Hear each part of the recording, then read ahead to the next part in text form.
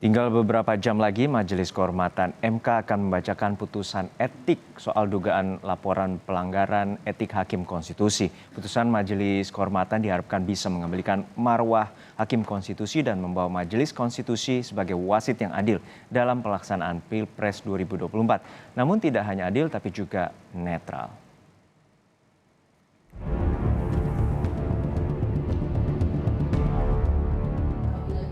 Setelah menjalani sidang demi sidang, Majelis Kehormatan Mahkamah Konstitusi siap membacakan putusan laporan dugaan pelanggaran etik Hakim Konstitusi. 5 orang Hakim Konstitusi dilaporkan sejumlah lembaga karena diduga melanggar etik dalam memutus uji materi syarat usia calon presiden dan calon wakil presiden yang diatur dalam Undang-Undang Pemilu. Pembacaan keputusan oleh majelis diwarnai dissenting opinion. 2 Hakim Konstitusi bahkan menyebut ada keganjilan dalam putusan ini. Mahkamah pun disebut berubah sikap dalam hitungan hari setelah Anwar Usman, Ketua MK yang sekaligus paman Gibran, masuk dalam rapat pemusyawaratan hakim. Putusan yang dihasilkan majelis yakni putusan nomor 90 mengubah pasal 169 huruf Q Undang-Undang Pemilu dengan menambah frasa atau pernah sedang menduduki jabatan yang dipilih melalui pemilihan umum termasuk pemilihan kepala daerah. Putusan ini dibanjiri kritik publik karena menjadi gerbang masuknya Gibran Rakabuming Raka, Wali Kota Solo, sekaligus putra sulung Presiden Jokowi maju sebagai cawapres. Gugatan demi gugatan pun masuk mempertanyakan dugaan pelanggaran yang dilakukan Anwar Usman. Dari 21 laporan yang masuk, Ketua MK Anwar Usman paling banyak dilaporkan. 9 Hakim Konstitusi pun diperiksa. Dari persidangan ditemukan sejumlah dugaan pelanggaran terkait konflik kepentingan Anwar Usman karena tak mengundurkan diri dalam perkara yang menyangkut keponakannya, Gibran Rakabuming Raka. Hakim Konstitusi juga bicara materi perkara yang sedang diperiksa, serta Hakim Konstitusi mengungkapkan dissenting opinion yang berhubungan dengan substansi materi perkara. MK juga memeriksa barang bukti dari sidang Hakim MK, mulai dari CCTV di gedung MK, dokumen administrasi, termasuk mendengarkan keterangan 21 pelapor.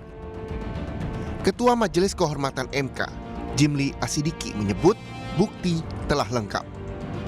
Bukti-bukti sudah lengkap, ya, baik keterangan ahli, saksi. Sebenarnya kalau ahli itu para pelapor ini ahli semua, ya kan. Lagi pula ini kasus tidak sulit membuktikannya. Sementara itu, menanggapi tudingan dirinya berbohong saat rapat permusyawaratan hakim, Ketua MK Anwar Usman membantah. Ia mengaku sedang sakit, namun memaksakan masuk kantor setelah minum obat yang berakibat ia ketiduran.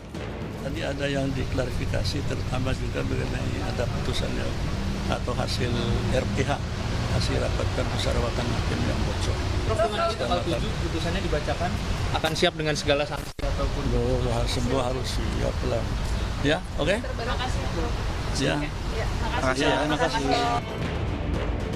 Ahli Hukum Tata Negara Bivitri Susanti berharap putusan Majelis Kehormatan MK dapat menindak tegas pelanggaran etik yang terjadi. Putusan yang tepat diyakini akan menumbuhkan kepercayaan publik meskipun tidak instan. Ada putusan dengan sanksi yang paling berat terhadap Ketua MK Anwar Usman. Kemudian yang kedua juga MK menyatakan bahwa ada masalah dengan putusan Mahkamah Konstitusi nomor 90 itu sekarang seperti gelas yang pecah. Jadi ada beban sejarah pada MK dan MK sekarang untuk merekatkan pecahan-pecahan itu mungkin belum sempurna seperti dulu lagi, tapi paling tidak sudah dilem, gelasnya bisa dipakai lagi. Jadi kepercayaan publik akan bisa tumbuh lagi. Menko Polhukam Mahfud MD pun meminta publik mempercayai MK di bawah pimpinan Jimli Asidiki akan memberi putusan terbaik hari ini.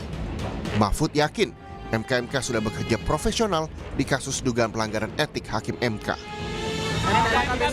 Seperti apa, Pak? Ya, kita tunggu aja. Saya percaya pada kredibilitas Pak Jimli. Apapun putusannya nanti kita tunggu.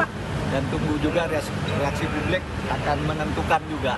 Berarti putusan 90 bisa dianulir dong, Pak? Dan konsekuensinya apa? Tunggu besok aja. Sidang pleno putusan Majelis Kehormatan akan berlangsung pukul 1 siang ini. Dilanjutkan pembacaan putusan oleh MK pada pukul 4 sore. Putusan Majelis Kehormatan diharapkan bisa mengembalikan marwah dan kewibawaan Majelis Konstitusi sebagai wasit yang adil dalam pelaksanaan Pilpres 2024. Tim Liputan, Kompas TV. Pembacaan putusan pelanggaran etik oleh Majelis Kehormatan MK akan dilakukan sore ini. Lalu bagaimana kesiapan MK jelang pembacaan putusan? Kita tanyakan langsung pada jurnalis Kompas TV, Tifal Solisa di gedung MK. Tifal, pembacaan putusan akan dilakukan sore nanti. Lalu bagaimana tahapan-tahapan yang dilakukan oleh Majelis Kehormatan sebelum nantinya akan membacakan putusan adanya dugaan pelanggaran etik? Sebelum nanti akan membacakan putusan di hadapan para pelapor dan terlapor di ruang sidang pleno Mahkamah Konstitusi, Judo, jajaran dari Majelis Kehormatan Mahkamah Konstitusi akan melakukan rapat Majelis Kehormatan terlebih dahulu.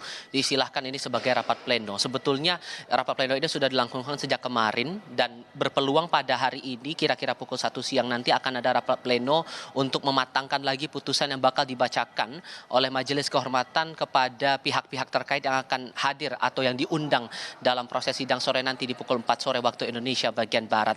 Prosedur ini setelah kemudian dari jajaran Majelis Kehormatan mengonfirmasi sejumlah pihak lewat sidang pendahuluan, sidang lanjutan. Di sana para pelapor dan terlapor ini menyampaikan keterangan, argumentasi, ditambah dari pihak pelapor juga menyatakan bukti-bukti termasuk keterangan saksi maupun ahli yang mereka yakini bisa menguatkan petitum atau permintaan mereka atau permohonan mereka kepada Majelis Kehormatan Mahkamah Konstitusi. Tapi juga ada keterangan lain yang juga dikonfirmasi oleh Majelis Kehormatan kepada para hakim konstitusi yang juga sebagiannya merupakan pihak terlapor dalam 21 laporan yang dibuat oleh berbagai pihak kepada MK begitu.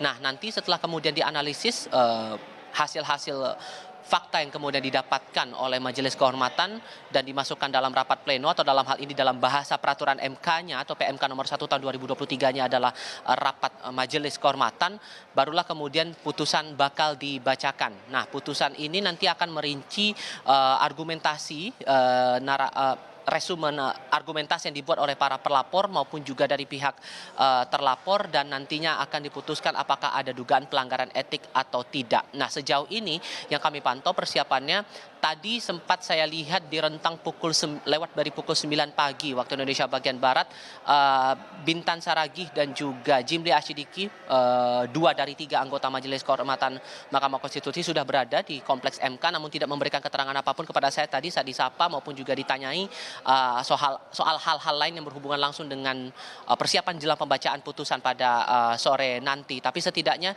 dengan kehadiran 2 pihak ini juga membuktikan bahwa tampaknya sejauh ini masih akan sesuai dengan jadwal yang direncanakan atau yang disusun oleh pihak sekretariat Majelis Kehormatan Mahkamah Konstitusi untuk membacakan putusannya pada hari ini. Nah, yang terakhir yang saya konfirmasi kepada Fajar Laksono selaku Ketua Sekretariat Majelis Kehormatan MK bahwa 21 pelapor ini sudah diundang untuk hadir mendengarkan putusan dari setiap laporan yang sudah dibuat, termasuk juga dari para hakim konstitusi yang menjadi terlapor dalam beberapa perkara yang dilaporkan begitu ya. Tapi sejauh ini apa konfirmasinya ini juga menarik untuk dicermati, termasuk jelang pembacaan putusan yang akan berlangsung mendekati pukul 16 waktu Indonesia Barat nanti, Juno. Ya Tifal, lalu seberapa besar putusan Majelis Kehormatan ini akan memengaruhi putusan Hakim MK yang telah diputus, terutama perkara 90? Lalu apakah ada kemungkinan bila nantinya ada dugaan putusan pelanggaran etik dari Hakim Konstitusi akan mengubah putusan Hakim terkait perkara 90?